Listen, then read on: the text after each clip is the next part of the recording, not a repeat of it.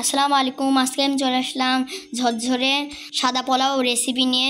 দেখতে পাচ্ছেন আমাদের ঝরঝরে সাদা পোলাও কি সুন্দর দেখতে। এমতে আপনাদের বানিয়ে দেখিয়ে দেব। দেখতে পাচ্ছেন আমাদের ঝরঝরে সাদা পোলাওটা এমতে আপনাদের বানিয়ে দেখিয়ে দেব। চলো ভিডিওটা শুরু করা যাক। আমরা একটা কড়াইতে 2 টেবিল চামচ তেল দিয়ে নেব, সয়াবিন তেল দিয়ে নেব। এবার আমরা এর মধ্যে 2টা তেজপাতা, 2টি এলাচ আর 2টা দারচিনি আমরা এর মধ্যে এই কড়াইয়ের মধ্যে দিয়ে নেব।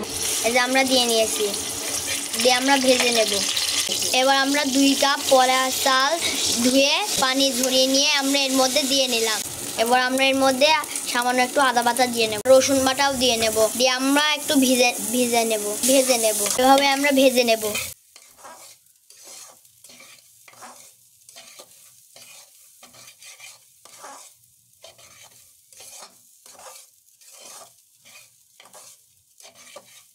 আমাদের চাল ভাজা হয়ে গেছে। চাল যখন হলো এরকম শব্দ হবে তখন ভাজা হয়ে গেছে বুঝতে হবে।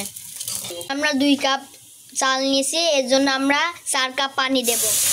আমরা পানিটা ঢেলে দিয়েছি, গরম পানি দিয়ে নেব। এর মধ্যে গরম পানি দিয়ে নিতে হবে। আমরা এর মধ্যে সামান্য লবণ দিয়ে নেব। এবার আমরা ঢাকনা দিয়ে মিডিয়াম আঁচে দিয়ে আমরা সিদ্ধ করে নেব। ঢাকনাটা দিয়ে দেব, দিয়ে আমরা সিদ্ধটা করে নেব। আমাদের এটা সিদ্ধ হয়ে গেছে। এবার আমরা তাওয়ার উপরে দিয়ে দমে দেব। তার আগে আমরা 1 চা চামচ ঘি ছিটিয়ে দেব। দমে দেওয়ার জন্য আমরা তাওয়ার নিচে দিয়ে এটার উপরে রেখেছি।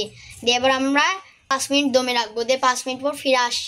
তাহলে আমি 5 মিনিট পর ফিরে এলাম। দেখতে পাচ্ছেন আমাদের ঝরঝরে পোলাও তৈরি হয়ে গেল। দেখতে পাচ্ছেন কি সুন্দর দেখতে হয়েছে। আপনাদের বানিয়ে দেখিয়ে দিলাম। ভিডিওটা কেমন লাগলো কমেন্টে জানাবেন আর সাবস্ক্রাইব করবেন, ভিডিওটি লাইক করবেন, শেয়ার করবেন। আল্লাহ হাফেজ।